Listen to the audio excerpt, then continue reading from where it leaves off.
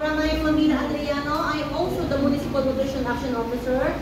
Unfortunately, hindi nakapunta si Ma'am Maureen kasi same lang yung siya sa motor. Medyo hindi niya mailakad yung paa niya. So, need lang rest. So, Operation Timbang Plus ang ginagawa ng ating pong mga Barangay Nutrition Scholar. Every year po iyan, from January, month ng January hanggang March. Para saan ang Operation Timbang? Sigurado ako na matimbang kayo ng maliliit kayo. Diba? Tinitimbang yan. Lahat ng bata from 6 months to 23 months of age ay tinitimbang namin. Para saan? Para makita yung nutritional status ninyo. Kung payat ba kayo, tama ang timbang, bansot, stunted ang tawag doon sa scientific term. Kung kayo ay obese, medyo mataba o sobrang taba na. So yun yung mga tinututukan natin dahil tayo ay may problema sa ating malnutrition. Ang Montalban ay top 1 ngayon at Boleda, kakayaman sabihin, pero yun ang katotohanan. Top 1 tayo sa malnutrition.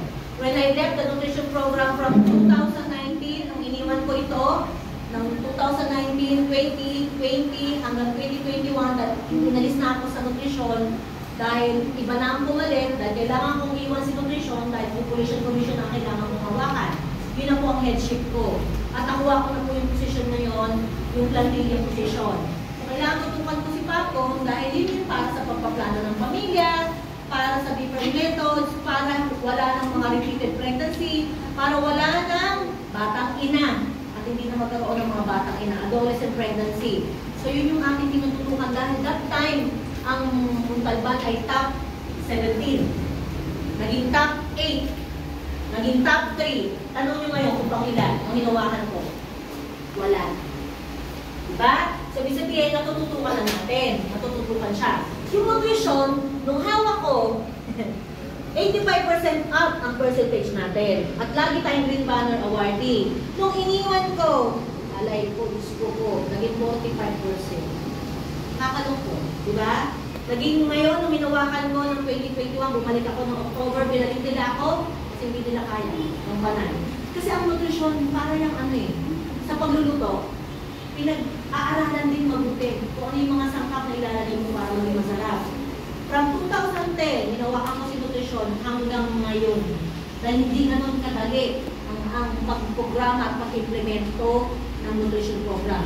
Kung makikita niyo ang mga bata ay tinitimbang, sinusukatan din ang kanilang height, dahil hindi lang yung timbang ang tinututukan natin, kaya nga Operation Timbang Plus siya. Sabihin kasama ang height. Dahil marami na nga rin mga kabataan, lalo na ang mga bata ngayon dito sa Pilipinas ay mga bansot. Ibig sabihin, bakit naging bansot? Stunted. Bakit? Hindi lang wasted, butot balat, kulang sa malnutrition, kulang sa nutrisyon, kulang ang pagkain ng variety of foods ng iba't ibang klase ng pagkain. Dahil nung time na kayo ay nasa loob ng sinapupunan, ay hindi natutukan ng nutrisyon. Ibig sabihin, doon pa lang sa pagbubuntis ni mami, ni nanay, hindi kayo napakain ng tamang sustansya. Napabayaan. Ang tawag dito ay irreversible, kaya nga meron tayong first 1,000 days. Pagkabuntis si mami, dapat hindi pa lang kayo pinakakain na kayo ng sustansyang pagkain. Hindi ka ang sumunod. Ang tanong, bugis ka ba o tama lang ang timbang? Pero kung okay lang naman, ilan taon ka na, Be? Oo, tapos 9, okay lang yan sa height mo. And okay lang yung trabaho doon sa edad mo. Okay, mas okay na yan, kaysa ako mayat ka pa. Yung mga iba dyan, nagpapakain kami ng RUTF, the ready to use therapeutic food, para mapakain to at kinakain to ng actual habang kahit walang kanin, kasi mas malakas siya magpataba. Ito ay isang peanut butter. So naka-ready na siya kainin. Ngayon, ang irreversible na sinasabi natin, hindi nyo na pwedeng palitan at baguhin. Hindi na rin pwedeng habulin. Pag ikaw nasa loob ng sinapupunan, hindi ka napakain ng tama at nailuwal ka, kaya ikaw ay payat at bansot. Hanggang 2 taon, hindi ka na naman napakain ng tamang sustansya at nutrisyon at nutrients sa tama ng mga iba't ibang pagkain katulad ng gulay. Sino kumakain ng gulay? Kumakain ng gulay. Very good. Sino kumakain ng isda? Ano kumakain? So walang magiging bansot dito. Walang magiging payat. Diba? Are you looking at Tama me? lang ang magiging timbang kasi kumakain kayo ng tamang mga kakainin. Sino kumakain ng hotdog? Patay. Sino kumakain ng mga preservative foods? French fries? Favorite. Mga fast food hamburger? Soft tingin mo? Yun yung mga junk foods na category. Dapat, hindi kinakain ng mga bata. Okay lang once a week, okay lang once a month, pero not every day. Dahil yung protina na nakaloob doon sa sangkap ng hamburger is sobrang taba, lalo na yung mga cholesterol at fatty foods. Kasi kung mabilis ang trabaho, mabilis ang lutuan. Ano yung oil na nandun? Alamang naman paglutuan pa nila ng olive oil. Ng canola oil. Diba? Vegetable oil, pwede pa. Pero laging repeated cooking yun eh. Dahil pagka nakababad yung mantika doon at sobrang dami, yung maluluto kasi yung french fries na maayos. French fries na good to your body, hindi siya maganda. Pero paborito ko siya. Paminsan-minsan lang naman. Ngayon, hindi na ako minom ng soft drinks. Pagka wala lang talagang mainom na. Kasi kaysa magkasakit ka nang hindi mo alam kung malinis yung tubig. Diba? So makikita natin dito, sinitimbang, sinusukat, tinitimbang sa weighing scale, kailangan marunong ang magtitimbang. Dahil pagka hindi marunong, mali ang measurement. Pati dun sa pag-height, pagka ang bata ay 1 year up, nakatayo. Pero pagka 1 year below, ang bata nakahiga. May tama rin kami pagsukat siya. Next slide. Operation timbang is the annual weighing and height measurement of all preschool children from 0 to 59 months. So, ibig sabihin, hanggang 2 taon. This objective is to generate data on the nutrition situation of children and to input the community nutrition assessment, nutrition program planning. Hindi ko na dapat tatagalugin ko na. Kasi ang crowd ay mostly ay mga bata. So, ito yung pagkukuha ng datos para makuha ang timbang ng bawat bata. Para makita kung tama ang timbang tungkol sa tamang edad ninyo at height. Yung taas ng inyong katawan. So pagkat nakuha ito at hindi kayo doon natatama, lalo na kung during disaster, gumagamit kami ng muwak. Yun yung mabilisang nilalagay dito sa shoulder. Para makita kung during the disaster and emergency kayo ay butot balat na, kaya umano. Okay. So, ang ating po accomplished na OPT plus coverage this year is 68.6. Hindi pa rin masaya si Mamila. Kasi kailangan ng passing height, 85. So, kulang pa ako. But the coverage is good. Kasi 60 up, may 1 point na tayo sa SGLG, pero kulang pa. Dapat 85% ang OPT coverage. Bakit ganyan? Dahil bumagsak tayo sa ibang mga barangay. So, kailangan tutukan ng San Isidro, which is napakalaking populasyon, napakaraming tao. Siya pa yung pinakabagsak, 25%. Kaya aangat natin, iangat natin yung antas ulit, ibabalik natin at lalaban ulit ang Rodriguez para magkaroon ng Great Banner Award dahil isa na lang ang kulang natin. We have a Crown Award. Nakadalawa na ako eh. Nung iniwan ko, bumagsak eh. Di ba? Nakakalungkot. Which is, hindi ko ina-expect. So, ngayon nagpapakain tayo ng mga bata, ipapaliwanag natin. Next slide. Yan, the nutritional status with different category, normal, weight and straight, number of undernourished, stunting and severe stunting, moderate and severe stunting and wasting, overweight and obesity. Yung stunting, ito yung mga bansot. At sobrang tanda. So, hindi ko naman sinasabing dwarf, pising to. Dahil siya lumiit at hindi siya tumaas, dahil siya hindi napakain ng tamang sustansya. So, ito yung ating percentage. So, ilan yung mga maliliit at payat ay sobrang bansot? 3,200 grams. Sus Mario. Dami, di ba? Moderate and severe wasting. Wasted, butot balat, 1,251. Pero bumaba na yan. Overweight and obesity, 1,293. 923 rather. Next slide. Yan. Moderate and acute malnutrition, which is malnourished, which is sabihin, moderate, acute malnourished, butot balat na rin halos. Medyo payat na yan. Ilan? 26? Recovered as November 5, napakain kasi ng RUTF. So, accomplish natin 19.2%. Severely acute malnourished SAM, ito yung butot balat na talaga. Meron tayong siyang, ang na-recovered, nakakabawi na, 2, 22%, total 35, 7, and 20. Active case finding ang ginawa natin, hanapin, i-contact tracing, yung mga payat pa sa bawat barangay. Dito naman wala, malit lang, kasi bata pa, baby pa, diba? Pure. Distribution of ready-to-use therapeutic food, naka-ready. Kung may makikita kayong mga payat, Girl Scout, with your vicinity and community, i-report nyo lang sa office ng nutrition office. Sooner or later, may transfer na rin natin ang nutrition office dito sa ulit sa RHU kasi under renovation siya. Next. Nandun siya sa evacuation center kasi ngayon. Okay. So, yan. Asian man, height, ang kinukuha, timbang, niwak, nutrition status. status, di ba? So, ganyan ang pagtimbang doon sa ating mga PMAM, especially doon sa ating moderate, acute malnourished, and severely acute malnourished. Next slide. Nephletic activity. Ang mga nanay namin dito na nagpapa-breastfeeding, ay hinihinga namin ng gatas at nagbibigay sila. Nagbigay kami ng materials para mag-pump sila, mag-suction, ng gatas sila.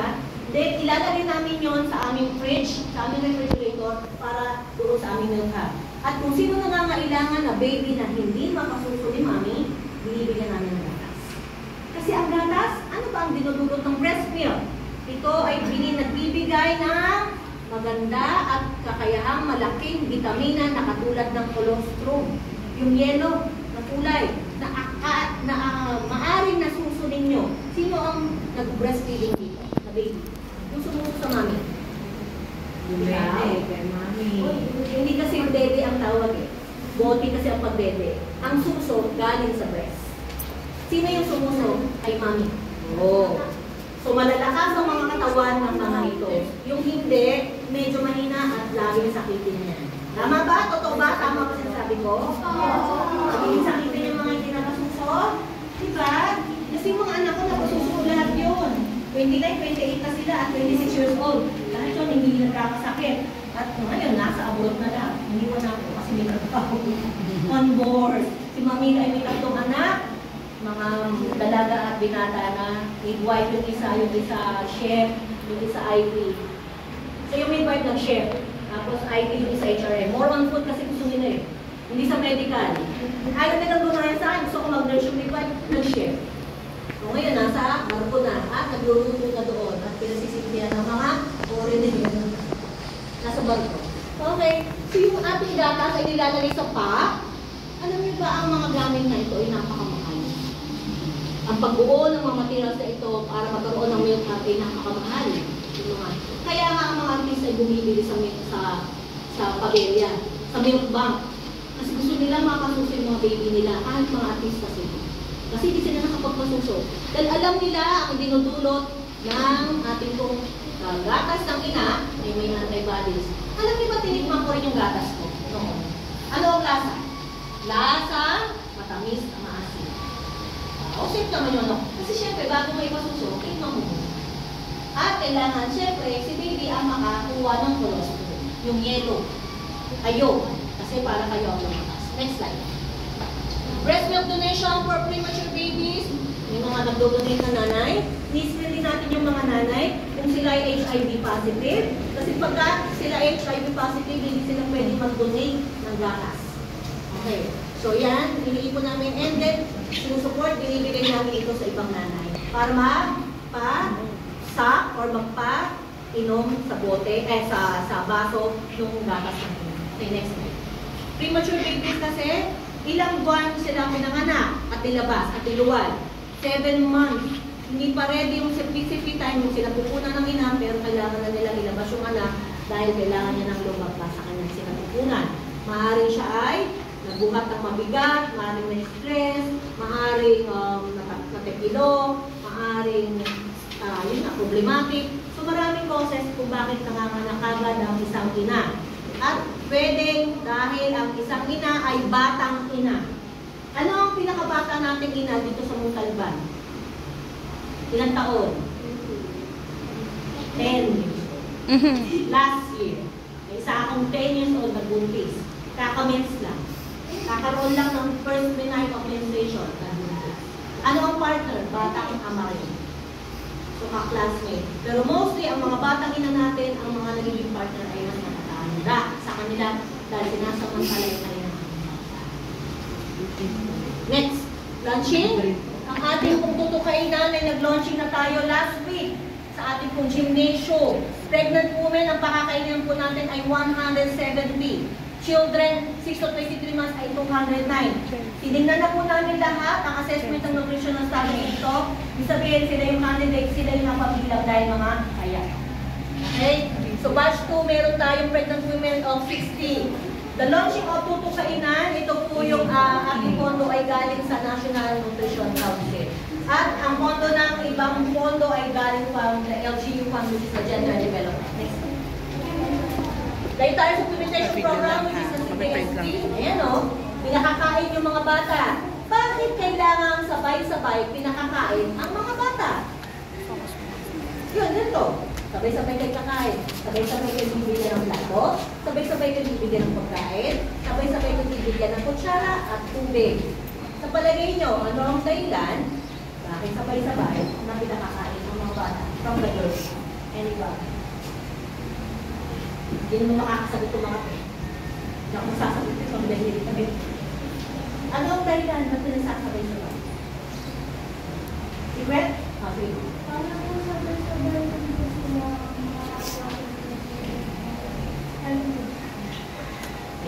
So, pare-paro kasi na makakain. So, sabay-sabay na makakuha ng nutrition o nutrients kung sino nakakain. Pero bakit? Dahil nakakainggan yung kumain. Di ba pag kumain tayo sabay-sabay, magkakamayan pa tayo, sarap kumain. Yan ang dahilan. May habit forming. Naiinggan yung bawat isa na kumain. Kahit ayaw ng isa, nagkakain din ako parang sarap kumain.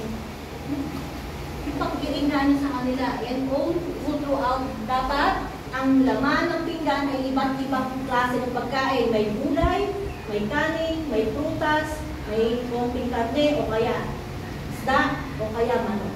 Yun lagi ang variety. Hindi dapat iisa lang. Hindi hotdog, hotdog, hotdog. Kita nyo? Next. Nutrition education for children. Ang mga bata, katulad din ninyo, ay tinuturuan namin kung ano yung mga kailangan nyo gawin. And our nutritionist, which is Ma'am Maureen Montalban, leading the menu cycle, naglalagay siya ng menu para sa isang age. Kunyari, ang ilalagay ganito, gagawa siya ng combination of food, tapos ilang gramo, yun ang kakainin ng bata.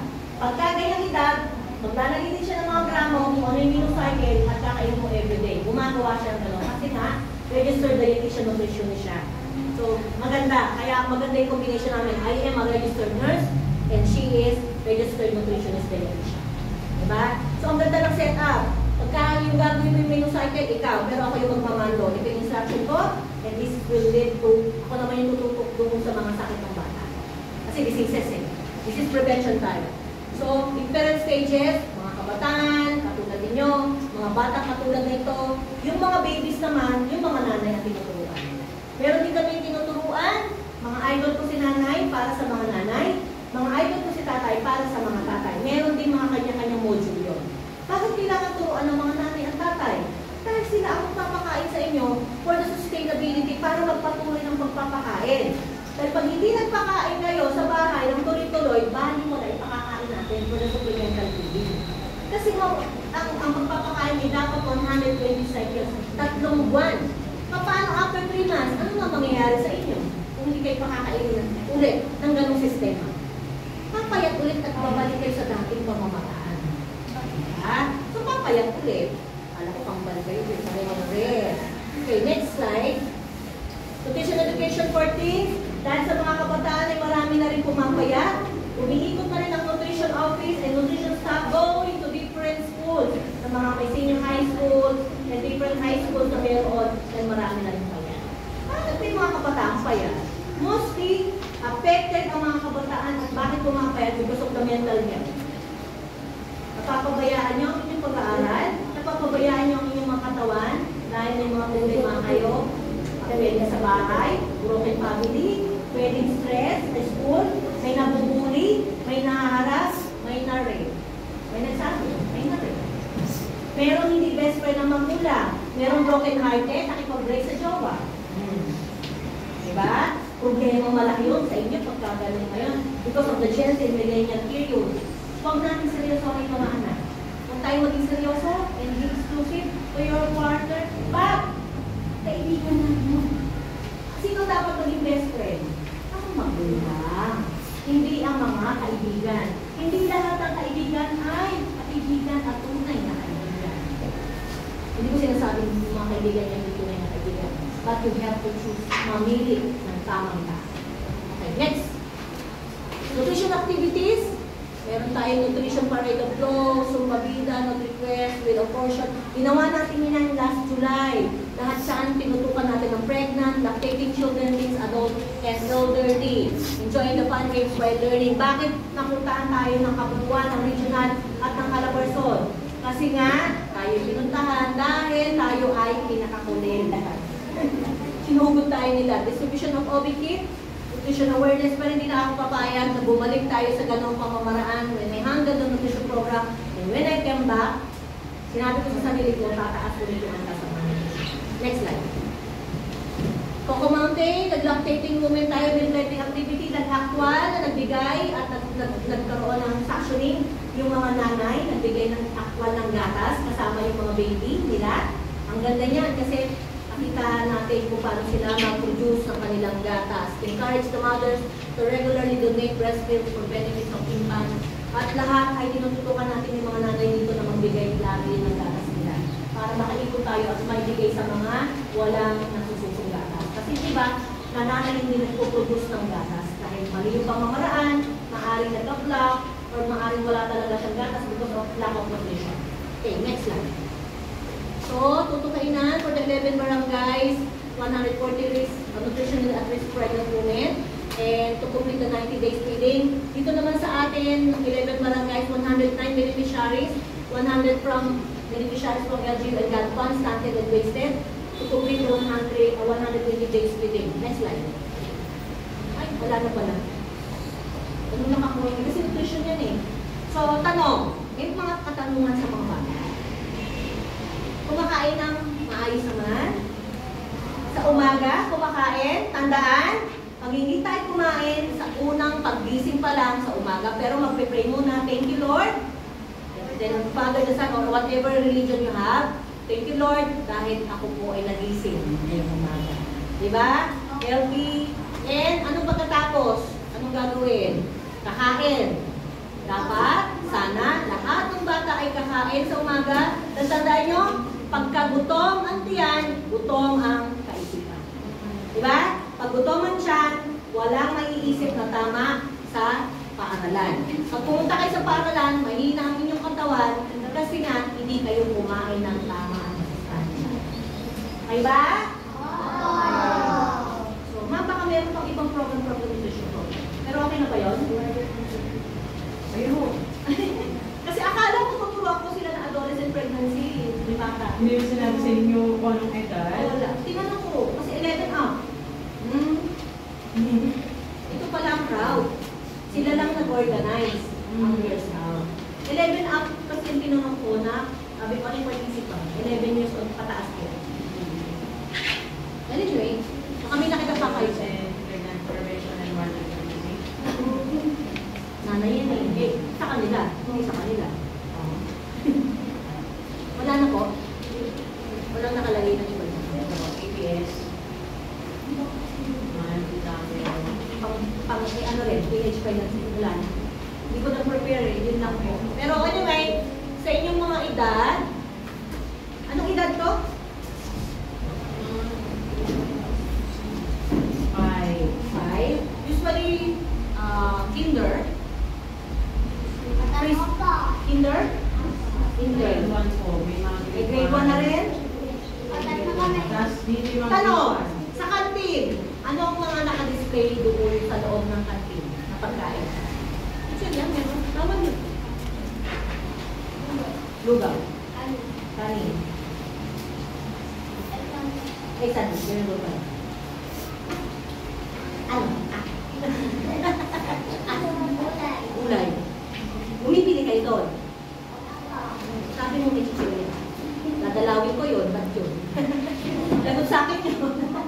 Kasi, bawal, usually bawal mag-promote ng mga gatas katulad ng mga Relo, mga brand, Bona, bawal yan. Kasi pagka nakita nila may enlaw katulad ko, ako yung magsusumbong sa DOH. Ngayon, kung merong chichirya, nakisabi, alisin po yun. Bawal ang chichirya sa kantin dahil hindi po siya tamang pagkain dahil siya po ay junk food. Ano yung mga dapat chichirya nandun? Mayroong mga nilalabas FNRI, the Food Research Institute, na may mga sangkap pinoysil. Yun po ay ginawa ng mga ingredients na masusustansya. May mga counterpart naman si chichirya. Pero hindi siya dapat galing tulad ng chippy, yung mga ganyan, rubber. Oo, kasi meron po tayong counterpart na pinagawa na. So yun dapat, yung kausapin ng school, para yun ang itidagay sa loob ng yung mga juices, fruit juices. Hindi dapat mga soft drinks, fruit juices, apple, strawberry, may mga ganun din sila product. So marami kayong makikita doon ng mga product, pati nga tinapay. Hinulma na rin siya kasi iba yung flour, hindi rin naman magandang masustansya din ng tinapay masyado. Dahil si flour, kuminsan, more on carbohydrates. Hindi naman siya talagang masustansya, nakakataba lang talaga siya. Pero may ginawa din silang mga flour na hindi wet lang, na hindi masyadong nakakataba. Parang yung gardenia na wet bread. Wet bread, parang gano'n. Okay? So, I hope may natutunan ba mga anak? Ngayon, sana hindi na laging kakain ng hotdog, kusino, junk food, soft drinks, ano pa? Burger, french fries. Kuminsan na lang si Jollibee ha. Kuminsan na lang si McDo ha. Kuminsan na lang din yung iba. Pero yung ibang mga pagkain na lutong bahay, okay lang po iyan. So, kakain tayo dapat hanggat bata ng masustansyang pagkain para tayo ay lumakas, lumaki, at malusog. Okay ba? Picture muna tayo. Diyan na lang kayo. Diyan doon ako sa likod. Ay, magsasalita muna ako. In behalf of our Municipal Health Office and in behalf of our Municipal Health Officer, Dr. Rachel Montaolo, and syempre in behalf of Ma'am Maureen Montalbong, which is our Registered Nutrition Dietitian, syempre kami po ay nagpapasalamat sa pag-unlak na kami po ay may imbita dito sa inyong pong programa, lalo this is a community-based. Nagulat ako kasi na Miss Furel. Dati kasi umaaten ako, and I'm also the clinical instructor of STI, System Technology Institute of College Nursing Level 3, third year level. So nagturo ako, iniwan ko si munisipyo for 1 year, nagturo ako ng mga estudyante ng nursing. So nagkano rin ako, nag-promote din ako sa community, kaya mas sanay din ako sa community. Namiss niyo magturo? Ha? Namiss niyo po ba magturo? Namimiss ko po talaga magturo. Dito tayo sa gitna para na tignan lang kayo, then picture lang tayo doon para meron tayo. Dito lang kayo haharap. Dito lang. Yan, nakiya kayo doon. Doon kayo din mag-picture. Harap kayo sa camera para makita po lahat. Mamo, documentation lang po. Sino pwede mag-picture? Doon mo ako. Doon mo. Kasama ko. I mean, doon mo. Ako, para makita sila. Dito kayo din. Sama kayo.